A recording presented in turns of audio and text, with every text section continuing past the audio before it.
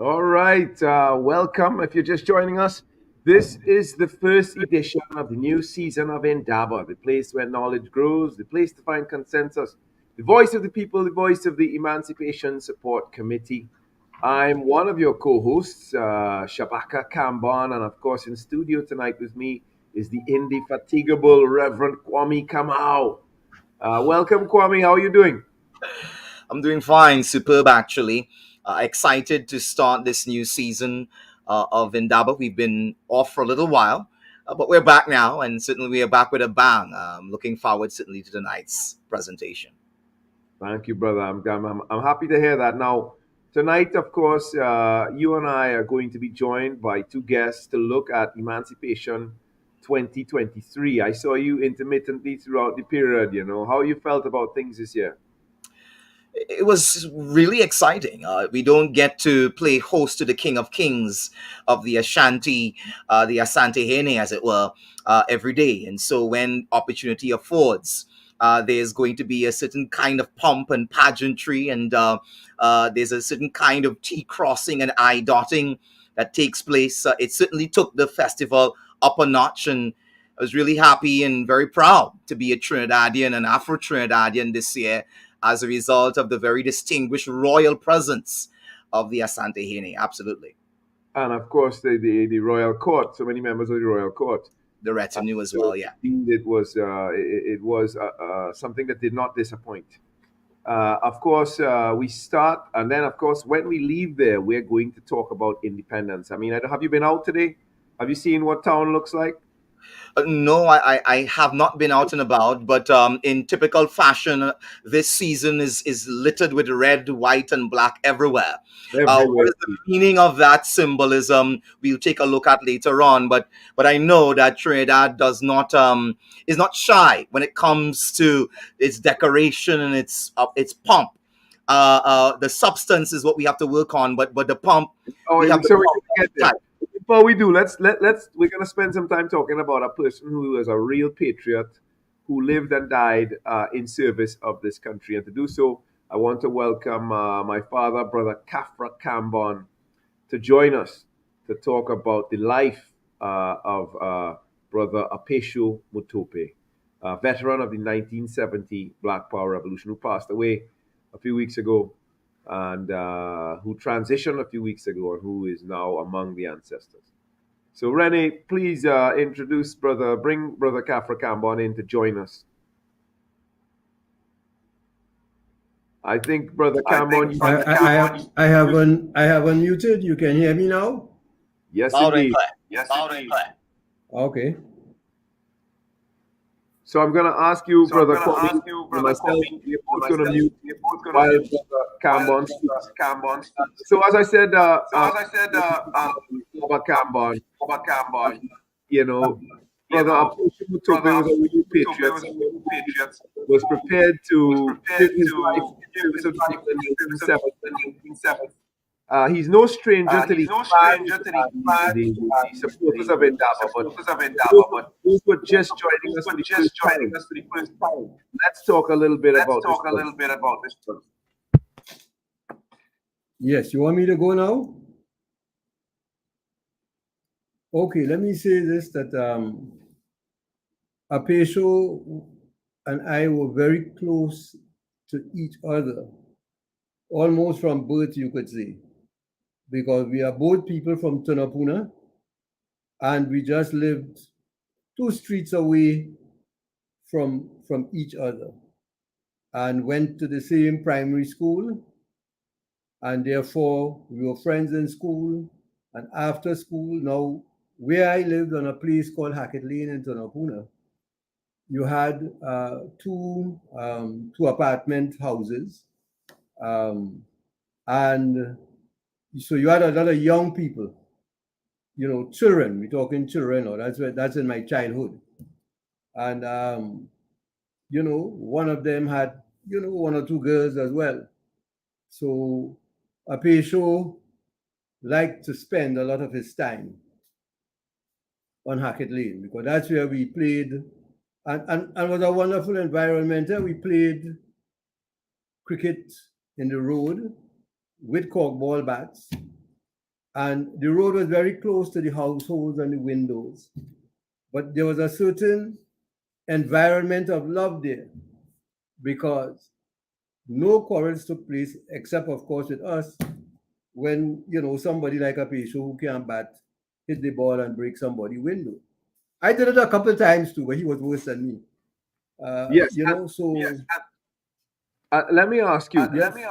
Uh-huh. Uh, Brother Apesho is the brother of the wife, Sister Sally Daga, of the That's late right. Candle Daga. So, Yes. would you have met Sister Sally as a child in Singapore? Yeah. Well, I knew the family, both him and Liseli and his mother, and for some reason his mother treated me very much like a member of the family, and you find that if I went there, I was sure to be offered something to eat. And this went on even when like 1970 came around. And that time I had neither mother nor father in the country at the time. And we had all these demonstrations and all that. I had no money, no mother to cook for me. And so you find that apart from picking up something on the street here and there, when I really felt I needed to have something to eat, I would go to his home because his mother would certainly feed me. So several times that was my retreat to go to have something to eat other than some little piece of street food because I couldn't even afford anything expensive as street food in those days of 1970. That's the period of the Black Power movement. We were on the street all the time. And a Pesho joined us there on the street. He always liked photography and he used to have a camera with him at all times. And he took a lot of photographs. In fact, a couple of years ago, he was planning a major exhibition and he was going back to old negatives and developing things and all that because when he was taking photography, then it wasn't just snap and you have something to fly out of your camera. You had to have negative, that kind of production. And it's unfortunate that he passed before that exhibition could come off. And one of my hopes is that it will come off. I would say something, another experience I would relate with a Well, patient. Papa, before you move on, Uh-huh. for the Mhm. benefit of our audience now, we're talking about, I think, the person most connected to the visual record of so the images that we see from 1970 uh, Yes. tend to be his images. How we remember 1970 is through the lens of a Peshu Mutupi. Mhm. I think we need to Oh yeah. acknowledge. Oh yes, it's very important to the documentation, and that is why we have to hope and we have to work with the family members. Well, Liseli would be a key person now. He also has another sister called Gemma, but Liseli is the more politically active one because his sister became the wife of Makandal Daga. And so we definitely, and all of us who can, have to try to ensure that what he captured of that important struggle is available for the public through, special exhibitions here and there. And those of us who are still alive can help in terms of the content. So he has he left behind a legacy of images, and we now can put content to that and do something that could be very inspiring to a younger generation. Apesho is one of the persons who was detained in 1970 when you had very early morning raids. That is when the state of emergency was declared, or before it was declared, because before the state of emergency was declared in 1970, after all the demonstrations were taking place, in fact, on a very day that a We were prepared for another major demonstration. The police swooped down, and a lot of us were arrested. Like always, like between 4 5 in the morning, people were being arrested and taken down to Stoble's Bay. Now, a lot of us were one of the issues that came up there. That was at the Coast Guard headquarters we were taken to, and one of the issues that came up, of course, is that you living by yourself as a male or you're in your house and they come and they get you and nobody have time to prepare anything to eat and nobody have money on them to get anything to eat because when the police come and they make the loud knocking on the door, you're gone. Um, so we had a situation of hunger as the hours of the morning went by at Stoble's. And few people had either money in their pockets to buy anything, if you could find anything, and few of us thought in terms of pick up even if it's a piece of stale bread from home and bring it down. Fortunately, because of a Pisho's mother, she made sure before the police took him away that she prepared some nice sandwiches and so for him.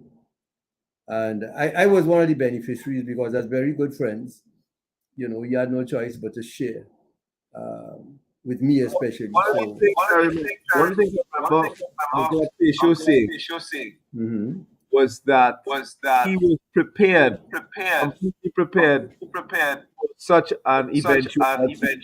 He had a bag Yes, with a toothbrush and yes. other things of that nature. So he was always prepared that one day police would come to get him. Well, There's another, the toothbrush thing. People who haven't experienced that may not know how important that toothbrush issue is because when you get caught, you first you didn't have time to bathe, wash, brush teeth, or anything when you were taken away without warning. And it's not good because you were just sleeping. You know what it's like on a morning. yeah, And then a number of people found, a number of us found ourselves going days because remember from first lockup, then on to Nelson Island and all that. And many people did not have toothbrushes. A toothbrush was a luxury there. yeah. You Baba, know, we so are down to the end of this segment here. okay, right. So let me say How would, something. just ask you, Mhm. how would you want uh, someone like Brother Peshto, who would have gone to jail, for the people to be Uh-huh. remembered? Um, well, the thing is that I believe a lot of the people played important roles in 1970 and afterwards, and he certainly was one, both in 1970 itself, as well as in the period afterwards, right up until his death, because he was still involved in the struggle in different ways up until he suddenly, fell very ill, and within a few days he was gone. So we have to see somebody who held to his beliefs right up until his death. That's literally, literally so.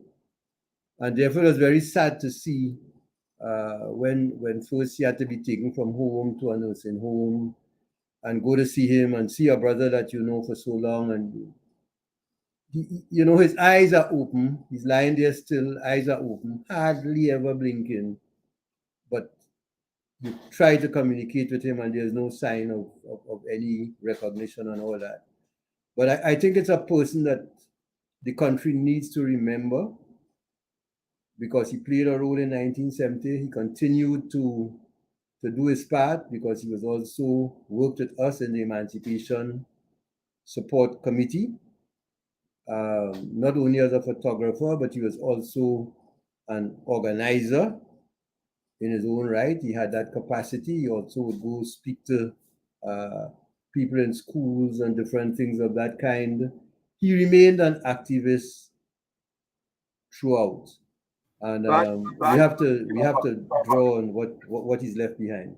thank you very much, Baba. Appreciate it. Mhm.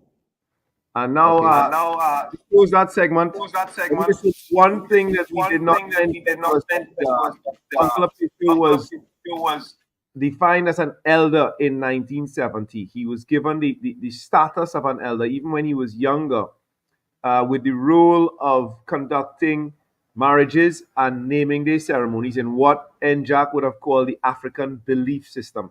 That's something else that could be discussed at another time, but certainly it speaks to the ambition of the organization to try to bring back as much of the culture that we had been taken from us during the period of enslavement as possible. And of course, Uncle Apacio performed that task well right up until his passing. And he's named many of the children who have African names all over the country. We remember him well. And now we move to that next segment. There he is, beautiful smile. And share some images. For those who can't, who are with us online, they are showing beautiful images of Baba Pesho and some of his images of the 1970s in black and white at the moment. Of course, in a minute, we go to the lottery break.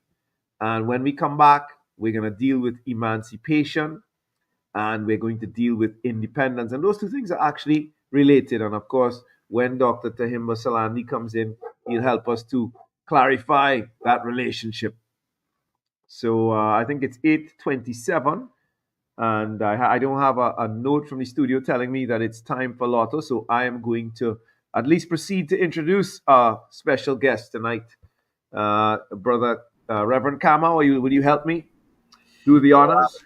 Absolutely, I would love to, and what an honor it was to sit there and to hear about such an amazing legend, now ancestor, a transition. May his transition be a peaceful one, and may he certainly rise in power.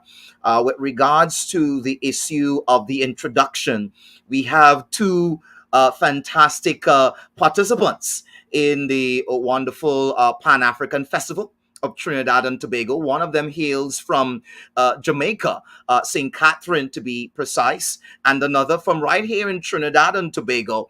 But of course, to talk about and to lead us into the discourse, we want to call upon no less a person than Dr. Asha Kambon, the Queen Mother herself, to give us an overview of the Pan-African Festival so we can have a better Those of appreciation. you who are looking online while the lotto break, during the lotto break, you'll be able to see some images of the festival. So let's cue up those images. I suppose they come with music for those of you listening on radio. And when we come back from the lotto break, we will be in Emancipation 2023. Absolutely.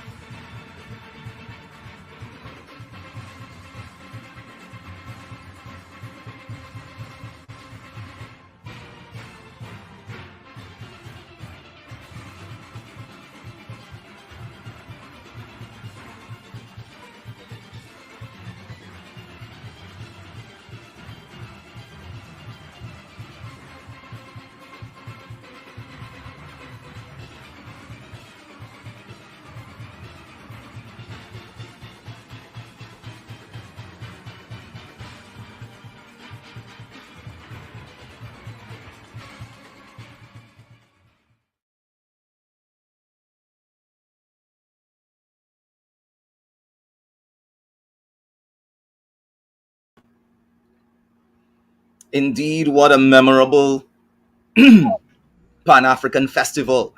Certainly, the likes of which we haven't seen for quite some time. And here to talk about it and to give us a beautiful overview, we have a very near and dear Queen Mother in studio with us live. In one of our instances, is an actual mother. For me, it's the Queen Mother.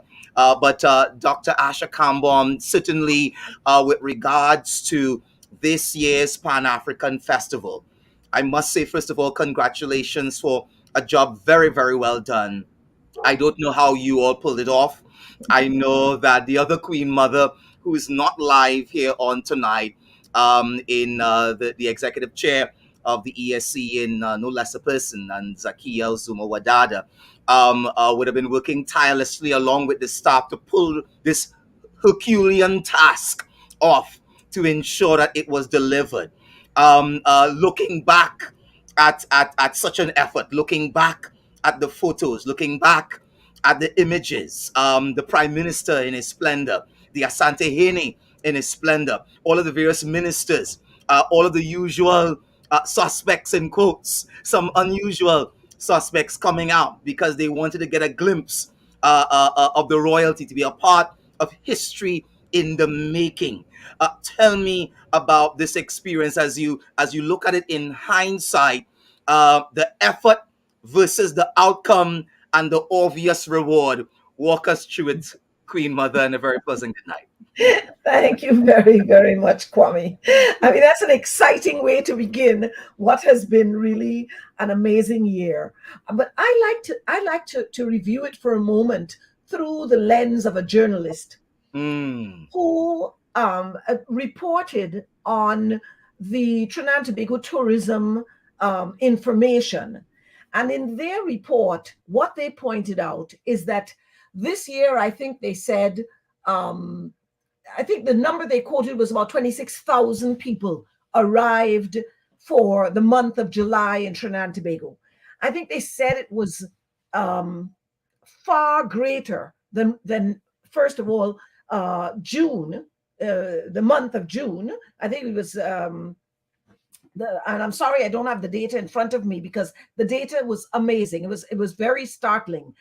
What was interesting, wow. though, is that they never said that the possible cause of all Yes. these people arriving in Trinidad and Tobago, clogging up all the hotels, Oh, clogging up yes. all the streets, Mm, buying up everything, talk to getting me. all over the country, had to do with emancipation.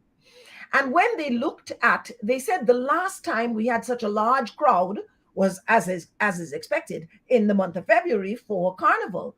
And they said, even though they don't have the data to say that, well, people ticked off and said, I came for Carnival, but they said, well, listen, what draws people in the month of February and March is Carnival.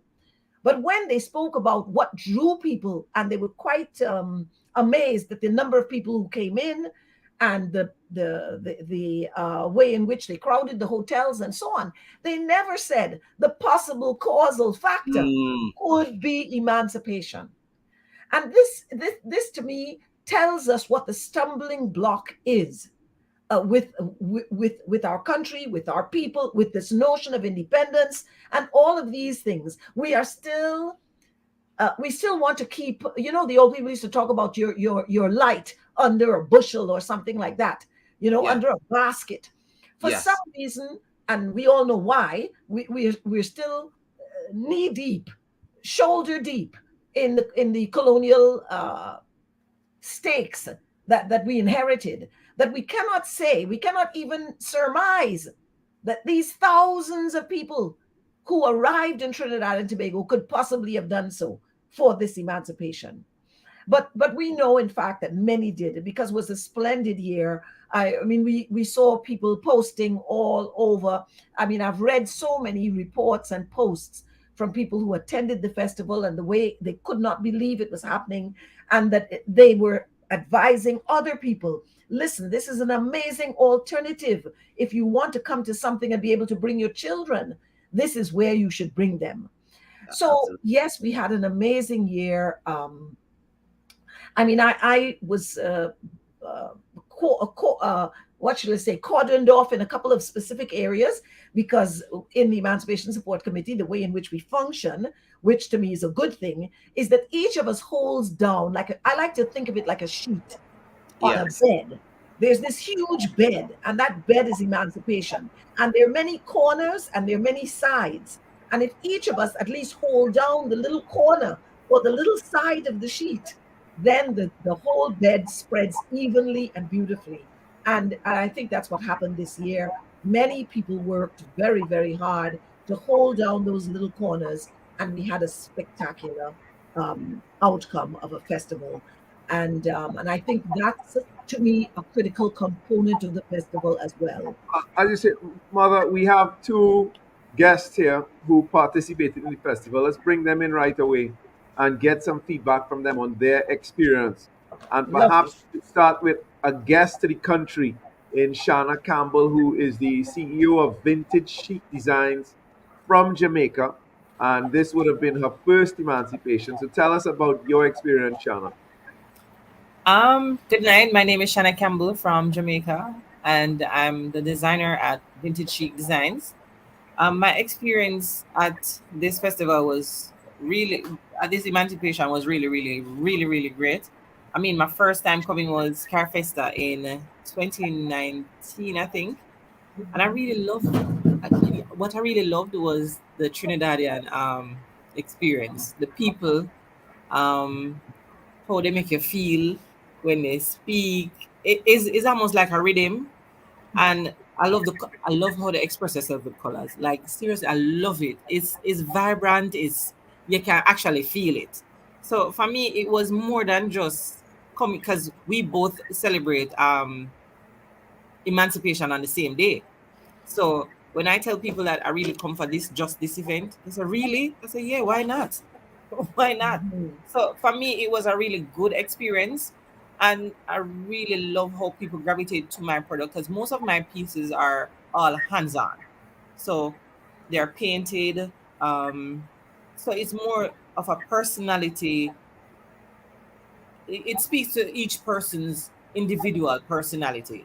So for me, coming there, it was really um, more than just for the emancipation. It was really for the experience of the Trinidadian people as well. So it was really If you good could for tell me. me something, if you could tell me something really quickly, you've compared and contrasted both islands, Trinidad and its experience with that of Jamaica. Now, I know you'll be partial to Jamaica because you're Jamaican, but I'm Right, appealing to the Caribbean woman in you, and I'm right. asking you, with regards to how we approach the Pan African Festival here in Trinidad and Tobago. We've been boasting for a while that we are not only the first but that we are the greatest. Is that an idle boast, or is that It's not. corroborated by I a can Jamaican? definitely stop you in your tracks. It's not.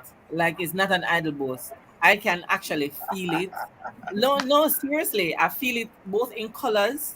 Um, how everybody really come out, they really showed up for the experience. No, no. You guys did it. You really express how you feel in Thank you, Shana. colors and Now in let's bring spirit. Michelle. Michelle, you've been Hi. doing participation for some time now. We're going to want you to tell us what the experience of 2023 was like in relation to what you've seen in the past. Oh, great. Hi, everyone. I'm Michelle Barton Romeo, Madame Moringa here, live in the flesh.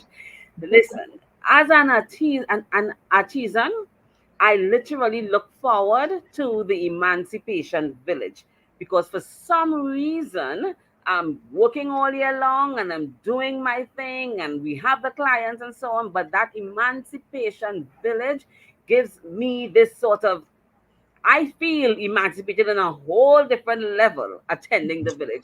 And I really love it. That sentiment is shared by the entrepreneurs who I introduced to the village as well. And now they are also in with their own boots and enjoying the fruits of the village. My experience has always been positive, and I started in 2018, and it has been a steady uphill climb subtracting COVID, and it just gets better and better and better every single year. This, to be quite honest with you, 2023 was actually my best emancipation year ever. in terms of the trade, in terms of meeting other people, and in terms of the upgrades that the Emancipation Support Committee did to enhance our experience as entrepreneurs. And it all worked together in tandem, and it was an amazing experience. I slept for about 3 or 4 days after in Tobago. Well, I could tell you something with that passion, with that pizzazz, that je ne sais quoi. Clearly, marketing and PR is part of your portfolio. Favorably for us, we have one of the directors here on tonight who is responsible for public relations. So perhaps as we look forward to 2024, we can hire you to do some marketing and some PR for us. I, Clearly, you are I, good for the job. Romy, Absolutely. I want to ask our participants tonight. I mean, I think one of the things that was perhaps the most outstanding or impressive aspect of the Emancipation 2023 was the visit of the King of the Ashanti. Tell me how you felt about that and what you saw of that. Well, the village is very, very big, and he didn't actually pass by me close. So I was really looking forward to him passing close to me because I really wanted some yards of that wonderful fabric he's been draping all along. But unfortunately, he didn't pass that close to me. But it was a rich sense. We were viewing the happenings before we got to the village online and so on and the phone, and we were looking at stuff. We saw the energy as that crowd emerged onto the village. And I think people were like, yes, the king, they were really happy that he did visit this year because it gave the village a big boost as well. And we learned a lot actually, yeah, from all the preamble to his visit and so on, and all the PR that went along with that. We learned a whole lot about our heritage. Indeed, indeed, indeed. Shana, you want to make a comment on that before I bring Dr. Cambon back in? Well, I was kind of surprised that there was a king coming. So for me, it was really an eye opener. Um, I had to leave my booth just to go and see some of the happenings and stuff. But yeah, it was really fantastic. I think. Yeah, that's. Indeed. So now back to you, Dr. Cambon. We're talking about we start on African Liberation Day on the 25th, and we went all the way through with the lecture series. We had Iwa Africa, the fashion show. We had the blessing of the grounds, the drum festival, and right up to the Emancipation Festival. So a whole, period of perhaps a month and a half of activities. Can you bring this home first in terms of successes? Well, I think one of the things that has not received a lot of, say, highlight was the Trade and Investment Symposium. And this year, I mean, it really was, as everyone has been saying about everything else, it was off the chart. I mean, the festival we held, we were able to go back to the ballroom, Of the Hilltop. the Hilton Ballroom, yes. The what you call it, the COVID, I think, broke up our momentum of the Trade and Investment Symposium, but the King's visit brought that momentum back. And we were able to have many entrepreneurs, many people in the business community, both the formal and informal sectors, both the very large sectors, the financial sectors, the oil and gas sectors, the energy sectors, and the other entrepreneurs in manufacturing and trade, and then micro entrepreneurs, agricultural entrepreneurs who came together to hear how could they benefit from what was being what the Ghanaian possibilities had to offer. Yeah, That was because very they focused on Ghana. they focused on Ghana. So this year we focused on Ghana, and it was extremely interesting and I think well received. And I think it sort of it gives us a sense of the way in which if we all worked together, there's a lot that we can achieve.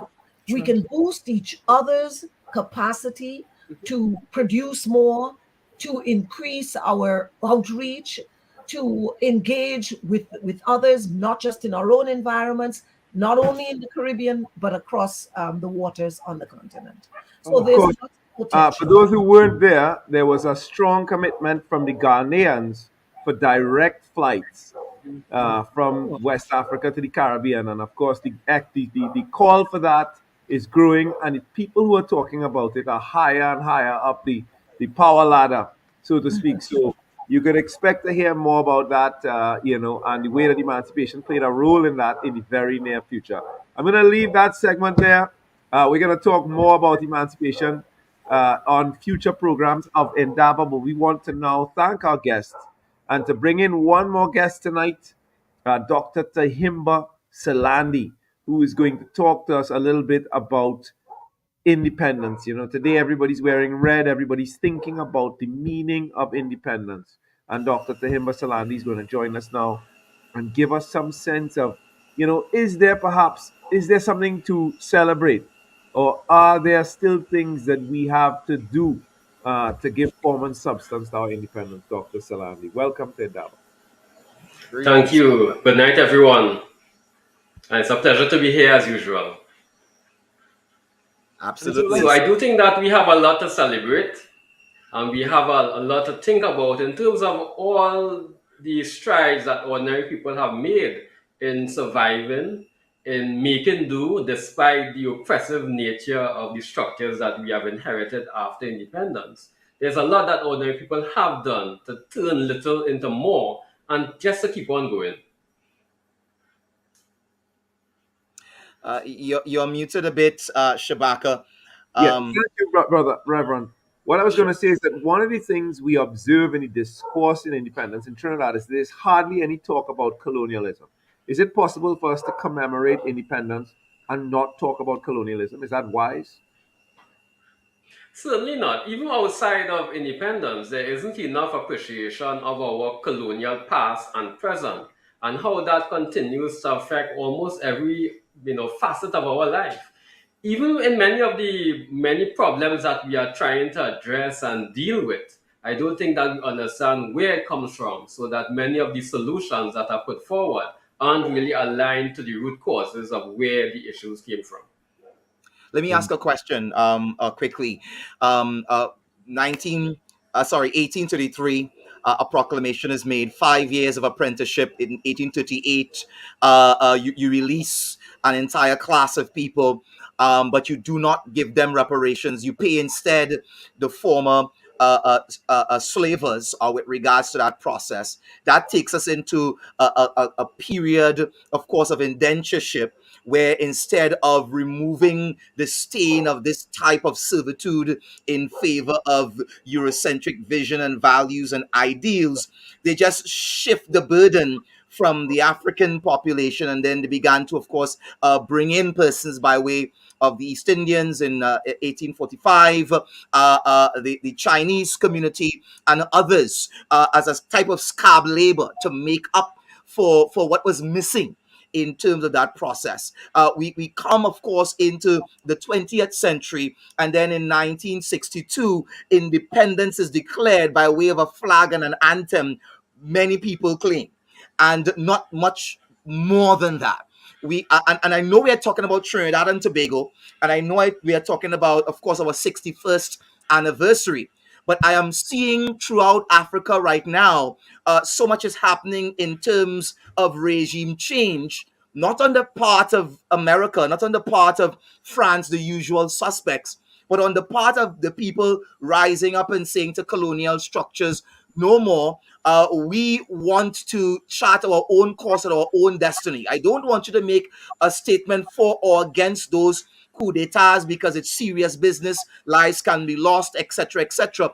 But within our independence movement, and then from that, the Republican movement, do you see the kind of robust changes and transformations that really allow for the common man, the average John Doe and Jane Doe, to really feel as if he's part and parcel of the Trinidad societal construct? Or is he continuing to operate from a perspective of supporting a system that is really not designed for him? Speak to that if you can. Yes, so Hilary Beckers has a nice lecture called Fake Emancipation, Insincere Independence and No Reparations, where he basically explains how all of these events were not really events that were suited for the liberation of ordinary people. And so many of the structures that came before and after independence were not, suited to people's self-actualization. They were simply historical events that were used by those in power to hold on and reinforce their wealth and their power. And so I'm reminded by a quote by Ciela James, where he says that the West Indian middle class thinks that they are in status, education, morals, and manners separate and better than the masses of the people. And so, what came as independence wasn't an act of transformation to transform all of the inequalities and contradictions of colonialism. But in many ways, many of these contradictions have remained. And so, despite all the trappings of independence, our society have remained subservient within an international global colonialist order, as well as locally.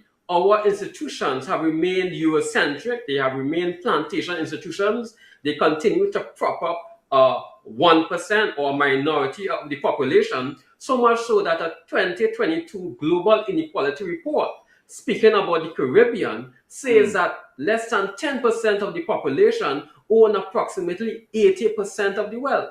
So we're talking about more than 50 years past independence. You still have stark inequalities that continues to limit the potential of many people. So I think that these factors have never really been properly addressed by any of the main political parties who have been in power. And so many ordinary people continue to live under the shadow of global and local structures of oppression. Well said, Next Brother question, yours, Solandi. Well Bata. said, Brother Solandi. Uh, Brother Franz Fanon, the great intellectual Caribbean Martinican luminary, once said that we had to retrace the lines of colonial violence to find the exact measure of the actions, the freedom actions we must take to liberate ourselves. Yeah, it seems to me that you are suggesting what you're saying is that he was absolutely correct. Yes, and I think that we have neglected so much of our indigenous Caribbean and local thinkers, not just the academic ones, but more so the non-academic ones who have been so brilliant that have sacrificed so much.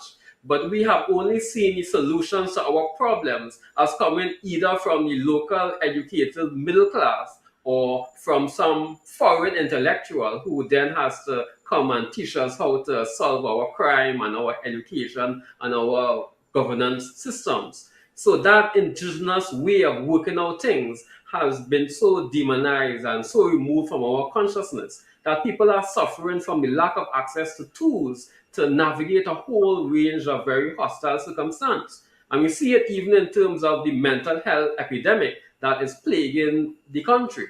And that is because of a lack of access to certain tools. So psychologically, all of us have been deeply affected by 500 years of coloniality that have robbed us of better tools and knowledge and information and values to work out a whole range of things. I Yes, have a and question. Brother George Lamming, before he passed on, he said that you could either take the path of Sylvester Williams, Padmore, James, etc. These Caribbean intellectuals, or you could take the defecated part of the plantation Negro. Is it such a stark reality for us? Would you say, Dr. Taimba? Is it that is it that straightforward? Well, I could certainly recall Ciela James being placed under house arrest. And that to me is a metaphor for the better parts of the country, the spirit of the country that was arrested, that was marginalized, that was taken out of the mainstream. And so there are so many aspects of our consciousness that we haven't yet properly addressed. Reverend Kamau, you wanted to ask? Oh yes, absolutely. And you almost did a precursor. You set me up for this question really well. You anticipated my question, which has to do with this. There has been scathing, as it were, criticisms not only on the founding Reverend, we political just have to regime. say good night to our listeners on Talk City Oh, yes. 91.1. Good night, and please join us if you can on Facebook, Emancipation Support Committee's Facebook page, to see the end of the program. Good night, and thank you for joining us. Reverend Kamal, back to you. Absolutely. Thanks for that. So, with regards to Indaba Overtime, to our Facebook persons and our YouTube onlookers, a very pleasant good evening to you as we continue. There have been many a criticism with regards to not only the founding, as it were, prime minister and cabinet and political regime, but successive political administrations in Trinidad and Tobago. But as a student of history, looking back at that era and that time, looking at Dr. Eric Williams in particular as a case in point, let's use him. Pre his political career, going back to the scholar operating in the HBCU context. There was a fire, there was a dynamism, there was a certain kind of momentum, there was a certain type of scholarship. This is the author of Capitalism and Slavery, after all, a brilliant mind, one of the greatest academics of the 20th century. Yet, however, when the time came to transition and move from the theoretic into the implementation, big question coming up. Looking at what happened in terms of Ghana 1957, Kwame Nkrumah, looking at what happened in terms of Patrice Lumumba, looking at what happened in terms of Sekou Toure, looking at what happened in terms of Thomas Sankara, all of the revolutionaries who dared to implement the values and the visions that they espoused pre-independence were either exiled or exterminated. Two X's that nobody really wants to have. As we look back at that reality in terms of the history of what happened on the continent, and even what happened to a certain extent in the Caribbean, Maurice Bishop in the Grenada experience, etc. Let's come back home to Trinidad. Was Trinidad ready at that time for the kind of transformative, revolutionary thinking that we know that Dr. Eric Williams and others like him had the capacity to do? Or was it a matter of us needing over time to grow and to develop and to come into a certain kind of substance and form through mass consciousness and through the evolution of a people who, again, have just spent the past 400, 500 years under the boot of colonialism, and they are not really ready to let you go? How do you see that as the reality of our history, theory versus practice, and the quagmire that some of those leaders found themselves in? Could they have done differently? So it's easy to make certain judgments and assessments from hindsight.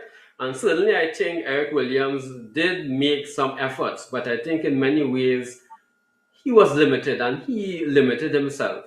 I would say, though, that if most people were in his position, I think that they would have done similar, because the issue wasn't necessarily Eric Williams, but the colonial education, the structures of society that rendered onto him certain contradictions. So, as a person coming from the middle class, he was conflicted.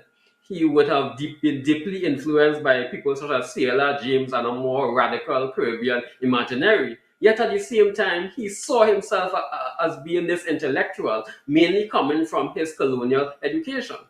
So there was an inability of Eric Williams to go further in terms of decolonizing a society and taking us to the types of radical transformation that, yes, would have brought a certain attention and would have placed us in the crosshairs of dominant Western powers. But I think that we would have been better off, because many of the compromises that were made, especially in the suppression of the Black Power movement, you had a whole movement of young people calling for radical social transformation and putting together a range of issues that are still relevant and important by today's standards. And instead of the state being able to listen and harness and use that for transformation, these leaders were suppressed, some of them were shot, they were killed, they were demonized, they were removed from the consciousness of the nation. And so today, with all our wrestling with so many issues of crime, mental health, youth violence, etc., a lot of this is because of how what was happening in the 1970s were suppressed. So a number of important issues were being brought forward that was never really seen as important. Issues such as the importance of history, the importance of addressing our race, class, and gender inequalities, and all of these things were never really given priority by any of our nation leaders, starting with Williams, but continuing to other political leaders. They have not seen the importance of addressing colonial era inequalities that continue to live on in many of the institutions and plantation structures that we have today. Yeah, and brother Doctor Salandi, when we went to the University of the West Indies and we asked them to remove the name of Alfred Milner from the oldest hall of residence, we discovered that Dr. Williams had come to the conclusion that Milner needed to be removed. And as you said, he felt he had to compromise at the time because Lady Alice was the chancellor, and her family and Milner's family were close, and he didn't want to embarrass her. But he was of the view that someone of that ilk should not be honored in the University of West Indies. Now, I make that point to show that Williams, yes, he made the contradictions, but he understood that there were things that needed to be done. Let's take another example of the education system, where he understood that the way the system was structured, the way it was set up, the privileges that it gave to the white 1%, the white elite in the society, were a form of affirmative action for whites. And so he pressed the churches and so on, the powers that be, to reduce their powers to the point where they could only bring in 20%. And the thing about when I look back at this period, I see a situation where it is the leaders post Williams who he would not have himself imagined would not take up the baton from where he left it. He was forced to compromise in certain ways. Of course, as you rightfully say, he was limited by his own education and so on. But in many instances, he was actually forced not to go further by the powers that be. And I don't think that he would have imagined when he was transitioning that no future leader would take up the baton wherever he left it when he fell in the race and move it any ways forward. And so I don't know. I mean, would you comment on that? Because I don't know. The guys post Williams make Williams look good. Well, if you look carefully at the Guys and writings gals, of guys and Fanyon and gals. Ciela James, they actually prophesied all of this. And even this comes across in some of the recent writings of Bakareni. And Bakareni has a very interesting quote where he says that the Creole nationalist middle class has betrayed the masses on whose backs they rode to power. Power to them was an end in itself and not the means towards social transformation of the country. Yes, So indeed. instead of making the move towards social transformation, our leaders have made the moves to hold on to political power, even when they knew better. And I think that that is one of my main problems with mainly all mainstream political parties, in that there has been a willingness to ignore the truth, to stamp on the truth, in order to hold on to whatever they see as political power. Indeed. And now, There's a yeah, go ahead, Reverend. I would like to address one more issue, just to broaden it to the Caribbean for a minute sure. before you come in there, and that is to point out that and to get your opinion on this, Dr. Salandi. But in the 1970s, Williams was forced to contend with a radical, radical thinking or a radical movement after the fall of Grenada in the early 80s.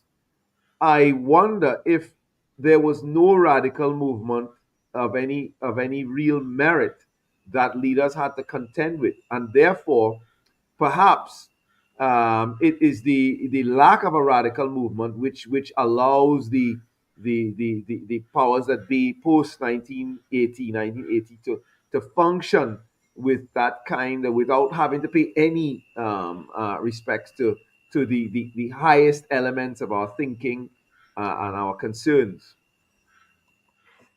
If you see where Yes, this, certainly. So I think that the fall of the Grenadian Revolution would have fractured a lot of the possibilities for non-capitalist types of development. But even so, I think that the power really lies in the people. And even without Grenada, if our population would have been more informed and would have more taken a hold on democracy, not being an exercise you do once every 5 years, but actually having a part to play in the decisions that determine the pathway of your country. If that is so, then our population would have been stronger to advocate for certain things and to hold leaders accountable. But I can understand how the population have been so affected by centuries of violence, so that even when you have people with better ideas, they may not have the confidence or the willpower to really press our leaders strongly on certain things to bring about certain change. Because the resources don't belong to the government, the resources and power belong to the people. So, how do we build upon what we have achieved during our independence to make a case for social transformation, not for any so called enlightened leader to just come down and tell us what to do better, but to bring out the potential of the people, to support those in the communities who are doing good work, so that we could have the types of outcomes and the types of social transformation that supports people holistic development. Reverend Excellent, Campbell? excellent. My question is similar, but it's taking it from a different angle, which has to do with the fact that, and again, looking back in hindsight, it's always 2020 vision.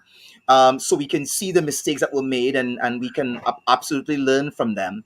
But when it comes to change and transformation, when it comes to revolution, and I'm talking about revolution from the perspective of the Pan Africanist, the Afrocentric form, which is not necessarily operating from a militaristic perspective. For those who are looking on tonight, those who are viewing on tonight, when we say revolution here, we are talking about the required change and transformation to bring about the wholeness within not only the system and the structure, but within the lives of the people. And so that's the process that we are talking about here. As we look at that process, like democracy, it requires a certain kind of citizen to function and to function well.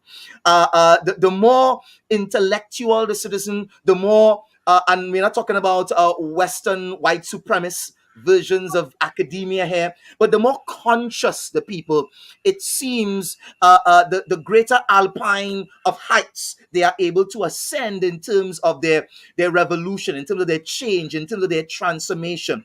We have a long way to go in terms of raising that consciousness at the level even of the people, though we are seeing some good trends. And I would like to hear your thoughts concerning that, let alone to impress that upon the would-be leaders, to even dare on a manifesto, or even dare in some type of party setting to proclaim that as a vision for Trinidad and Tobago. So at the level of the leadership, it's not there. At the level of the masses, it's not there yet. But we are seeing some really good signs locally, regionally, and internationally. What do you think is necessary to take us into that sense of consciousness, and with it, the independence, the true independence, and with it, the fulfillment of the revolution that our ancestors have been waiting for us to fulfill? Yes. So certainly the spirit of resistance have always been there since Columbus would have first landed in this region. And I think that there are important pockets of resistance. And when you interact with people who are doing certain types of work, you just feel so hopeful and you feel good that there are persons who are trying to get it right. But sometimes these pockets could be very disconnected, because just having to survive in such a hostile society, to do certain works, yet at the same time earn a livelihood, see about family, and to balance everything, it could take a certain toll on you. So I think that we need to work on having greater dialogue between different pockets, as well as to reach people in different communities, not from a top down, we are telling you what to do and how to be, but to have a genuine and open dialogue in which people can learn from each other and to address even the issues of class. Because even in terms of movements, there are internal inequalities in these movements where sometimes it's those of a certain color, a certain class, a certain gender, often have a certain privilege in even resistance movements. So how do we have a certain type of dialogue so that there could be a certain critical mass so that persons could get the critical tools they need to understand their condition, to take charge of their destiny, and to apply a whole range of insights to improve their condition. I'm not necessarily talking about a mass uprising on the street, but I'm talking about a certain type of mindset, a certain way of approaching family and self and community and everything that offers us more opportunities for better outcomes for all people. So I Yeah. think that a lot of the work that has to be done is small scale, step by step work so that we could really decolonize the minds of people that have been deeply violated and deeply affected by different structures of power.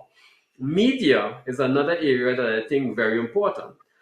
State media have generally gone the way of programs and types of activities that support the party in power, which is why this program is so important and so different from the norm.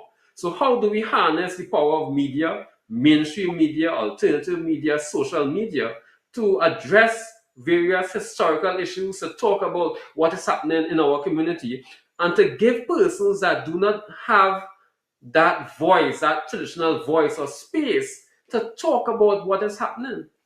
So I know so much people who are doing decent work, but they just do not have that awareness of other persons. They do not have access to resources, and there aren't enough knowledge of what they are doing for it to translate across a body of people willing to go into a community to support this other person. So I do remember what happened some years ago when there was the protest against police brutality by persons of Lavantil.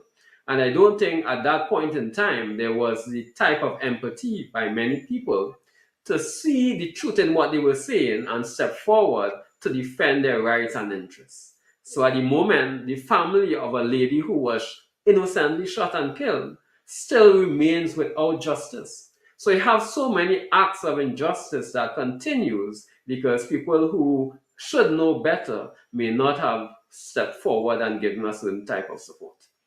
Yeah. That was the issue I actually wanted to raise, Brother Salandi, in terms of the class analysis to help people to understand. Because in that period there, when the middle classes took to the savannah outside the U.S. embassy to raise their voices against police brutality, the state gave a kind of muted response. And in fact, I think the incident, there was a particular incident where Gary Griffith came into the savannah with a senior policeman, and one of the protesters actually removed his hat, threw it on the ground, somebody stepped on it, and so on. And there was no real reprisal, brutal reprisal from the police. But when you had members of the masses now coming out onto the streets in peaceful protests in Frederick Street and so on, they were tear gassed and brutalized. Many of them were taken to jail on trumped up charges. And in fact, and I think the problem was that they did not get that. Would have been an opportunity for those classes to come together to bridge that class divide, and it didn't actually happen until after the events, because after people got picked up, people like myself and others, lawyers and so on, we got together and we started to try to find ways to get people out of jail, to get people out of, because when you take a father of three children and you put him in jail on some charge of disrupting the order of the society or what have you, you're potentially depriving three children from already difficult circumstances of the benefit of the resources of their father, the efforts of their father, the protection of their father now for an indefinite period. And you may actually undermine that father's ability to even get work in the future. So they really damaged a lot of these communities by picking up so many people willy nilly and putting them into jail. And but I think the so-called middle classes lost an opportunity there to bridge that class divide when they didn't go out immediately to join those protests, because I don't think the police would have treated the masses the same had they had to face the power of their own middle classes. So I think that was an unfortunate, and of course, it speaks to the vision of people like McCandle Dagger back in 1970, who understood when it was time to build that to cross those divides and to build those bridges and so on. He knew instinctively. When I go back to the discourses of the elders about his decision making, you could see where he was going, and we just didn't have that understanding back then. I don't think if it was to happen again, if we were to find ourselves, I don't think it would happen the same. But I think there was a lack of vision there, not a lack of solidarity from one class to the next, but certainly a lack of understanding when it was necessary to move to support the masses of the people when they decided it was time to stand up. And of course, it's not just one family, but I think there will be several families still in difficulty coming out of that experience. And yes, perhaps we need to do more to revisit that period and look at the perpetrators. I mean, the police commissioner was on TV and on radio talking about sponsors of these things, and of course, these abstract statements never found any credibility. But nobody's ever gone back and critiqued the kinds of things that he said to turn the population against the masses of the people, the kinds of false statements that were made to Good create point. that was Yeah. that would Yes. allow police to behave like that with the masses of the people. So there's a lot to learn from that period, and I'm glad you raised the issue, and that speaks directly to the form and substance of our independence. But I also want you tonight to him, but not just to talk about consciousness raising and so on, but to talk about the institutions. I want everybody who's been part of this conversation to leave here today with at least two things that need to be changed now in this society to give further form and substance to our independence. Sure.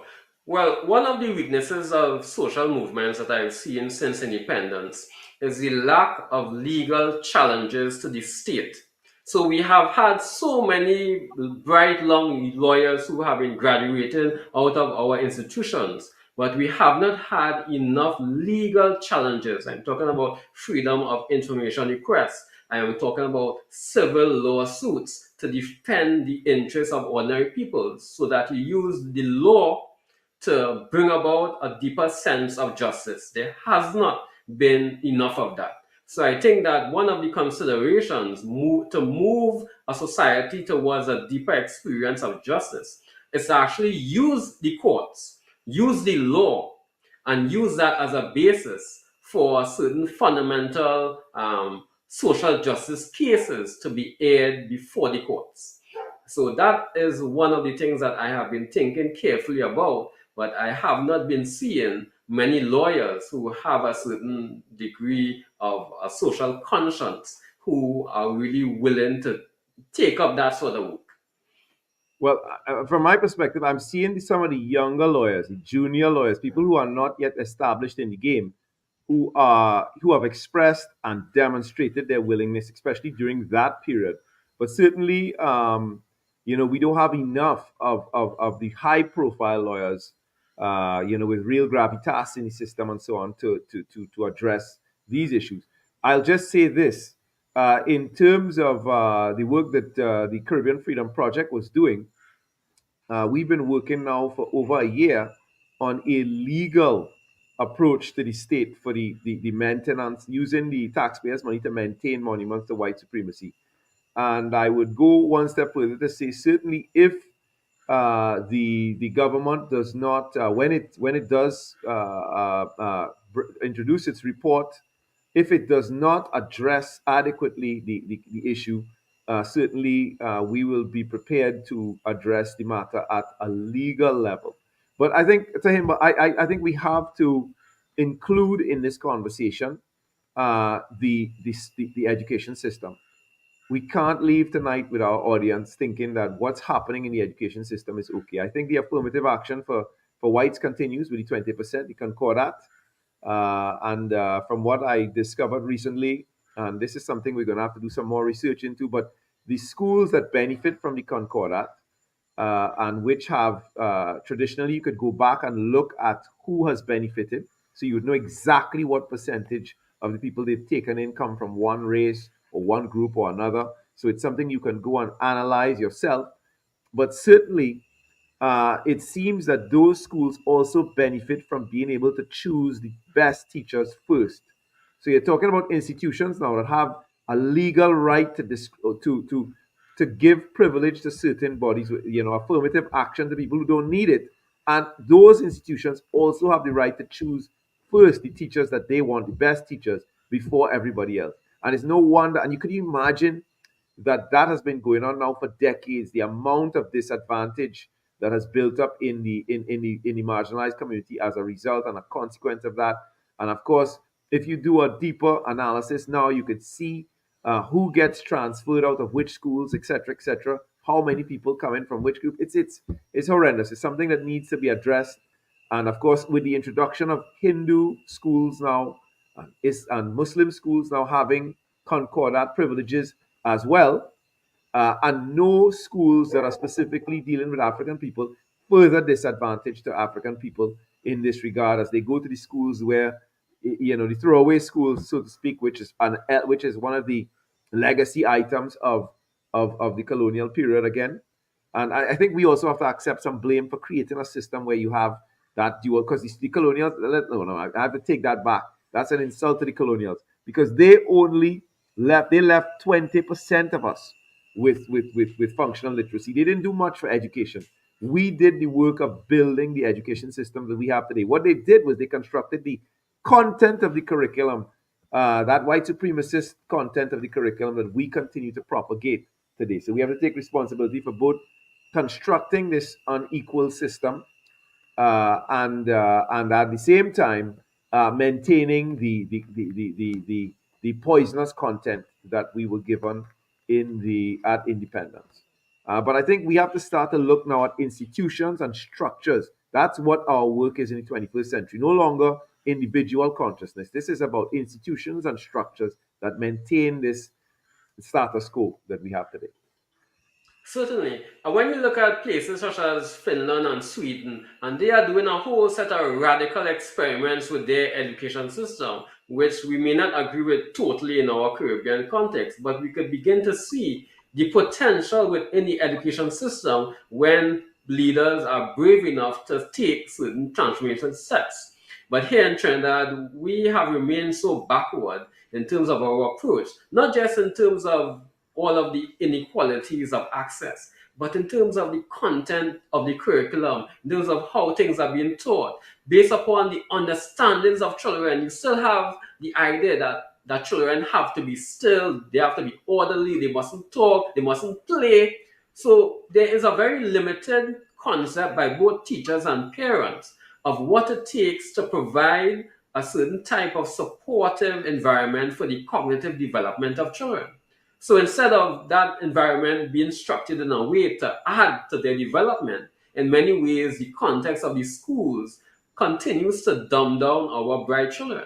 So it is an issue that has been constantly on my mind, the ways that our whole education structures just has so limited the range of bright young people who could have better outcomes and better experiences, but still continue to be in many ways violated by an education system that was not formed to bring out a certain degree of self-actualization in them. So I Okay, think so that there's a lot of work to be done there. we're down to the end of the program now, but I want us to look quickly, and we've looked at the stuff that is we've looked critically at the form and substance that we've been able to gain from independence or to achieve through our hard work, because of course we are the ones who humanize the colonial experience. Where that's where our I think that's where our major contribution has come in since emancipation, right up to the present. But let's look now at two things, just one thing, Dr. Salandi, that you think you've seen lately that is a positive thing, a step in the right direction. Kwame, I'll Well, come. there are quite a few. I would say that the Let's pick one. What's your different highlight? movements on the ground, it really speaks of hope. But for me, my hope really lies in the children. And despite all of the oppressive structures set up by adults, there is just something that speaks to the future and speaks to what is there in our potential when we see children who have not been so tainted by all of these systems of socialization. So there's a degree of freedom and a degree of, of freeness, I would say, that really speaks Defies, to what we could reach. that defies what the system wants from them. I like that. Yes, yes. Reverend Kwame, is there anything you've seen lately that gives you a sense of optimism? Um, like my brother, I have to conclude yes, absolutely. And let me just take 1 second because I know we are in overtime, to celebrate the fact that Trinidad and Tobago, notwithstanding several of our challenges that exist, and they exist not only individual, institutional, but also systemic, structural as well. So that point is certainly not lost on me. But I want, on the eve of the independence, to certainly have the audience on tonight know that notwithstanding the very best efforts of not just the colonial predecessors, but some persons who were born and raised within the bowels of that coloniality, that produce a certain kind of ethos and a certain kind of pathos and a certain kind of logos that upon the mind of the persons. And yes, in spite of that socialization, we still rose to a certain level of consciousness. I want to celebrate the steel band movement. I want to celebrate the fact that we were able to take the drums that were beaten, as it were, by the hand and the rhythm on goat skin, and convert that through science and technology into the greatest instrument of the 20th century. I want to celebrate the fact that we are a cosmopolitan nation, and notwithstanding all of the attempts to divide us along racial and tribal lines, which does show up during elections, that we can still get along well and we can still come together as a society. I want to thank Dr. Eric Williams posthumously for creating a situation where the steel bar movement could find sponsorship in a number of organizations and institutions who would not even look twice at the steel band movement, and were it not for them, perhaps it wouldn't be what it is today. I want to thank all the mass men and all of the various persons who are a part of our carnival culture. It is the greatest show on earth. Certainly, it's second to none. Hopefully, one of these good days, the emancipation celebration is going to trump it.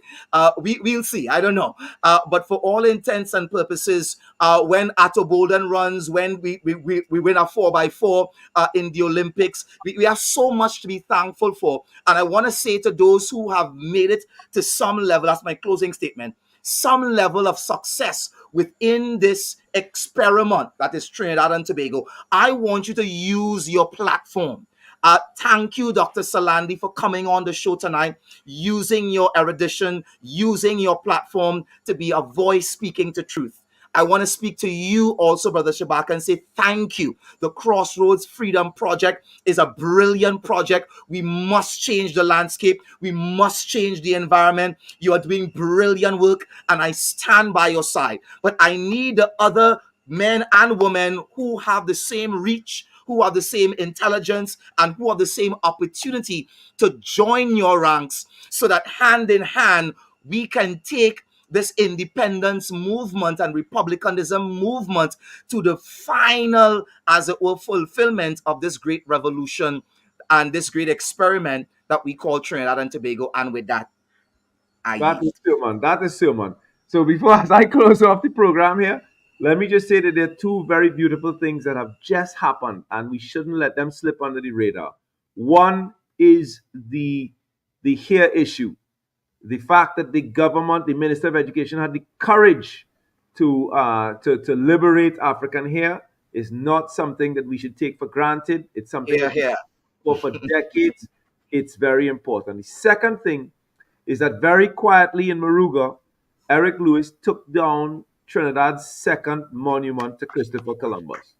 It tells you that there's something happening on the ground and we can look forward to that wave growing and growing. So there are things that are happening that are going to continue to give form and substance to our independence, and of course, we are going to have to give the clear dividend of energy to accelerate that important process. Thank you very much for joining us tonight here on Indaba. It's been a pleasure for myself, Shabaka Kambon, and your my co-host, Reverend Kwame Kamau, to spend this time with you, and I hope you've been edified in the process. One love. Take care. Good night.